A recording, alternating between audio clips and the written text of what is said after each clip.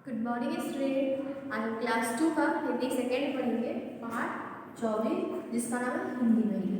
बच्चों, आपने पार्ट 23 में पढ़ा अंग्रेजी महीने और 24 में पढ़ेंगे हिंदी महीने।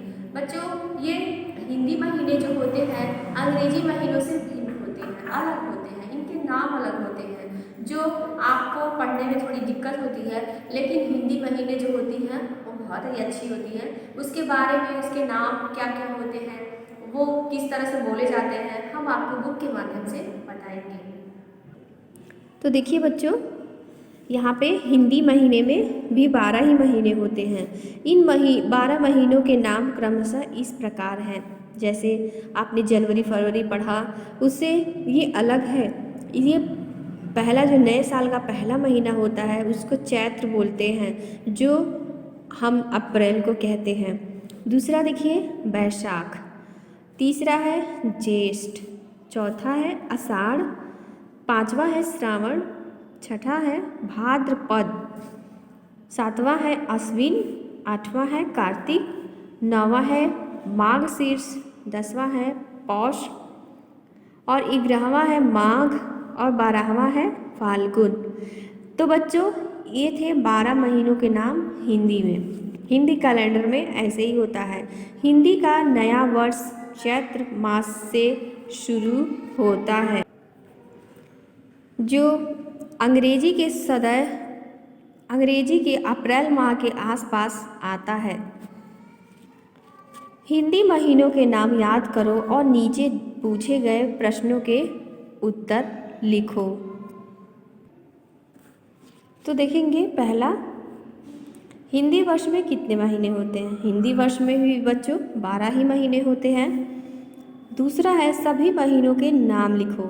जिस तरह आपने पिछले लेसन में लिखा 12 महीने का नाम अंग्रेजी में, वैसे हिंदी में 12 महीने का नाम चैत्र, बैसाख, जेठ, आषाढ़, श्रावण, भाद्रपद, अश्विन, कार्तिक, माघशीर्ष, पौष, माघ, फाल्गुन। आप देखिए, तीसरा है हिंदी वर्ष के प्रारंभ में कौन सा माह यानी महीना आता है?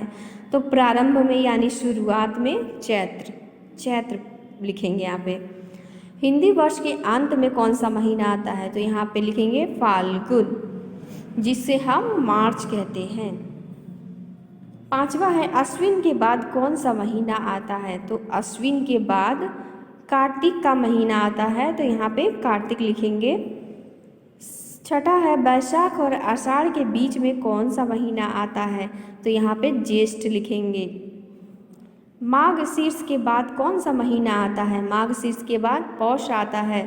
आप यहाँ पे देख सकते हैं माघ शीर्ष के बाद पौष लिखा गया है ना, इसके ऊपर भी देख सकते हैं माघ शीर्ष के बाद पौष होता है, इसलिए यहाँ पे लिखेंगे।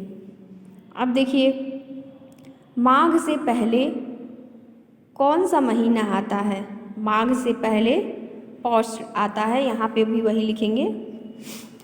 नौवां है होली किस माह में आती है? तो होली किस माह में आती है बच्चों? सबको पता है, मार्च, फाल्गुन जो है, फाल्गुन में ही होली मनाई जाती है, तो लिखेंगे होली फाल्गुन माह में आता है। अब देखिए 10 है दिवाली किस माह में आता है? दिवाली किस महीने में मनाई जाती है? तो यहाँ पे लिखेंगे बच्चों दीपावली कार्तिक माह में आती है, यानी कार्तिक के महीने में ही दीपावली मनाई जाती है। तो बच्चों, इस तरह से आपने पढ़ा हिंदी महीनों का नाम।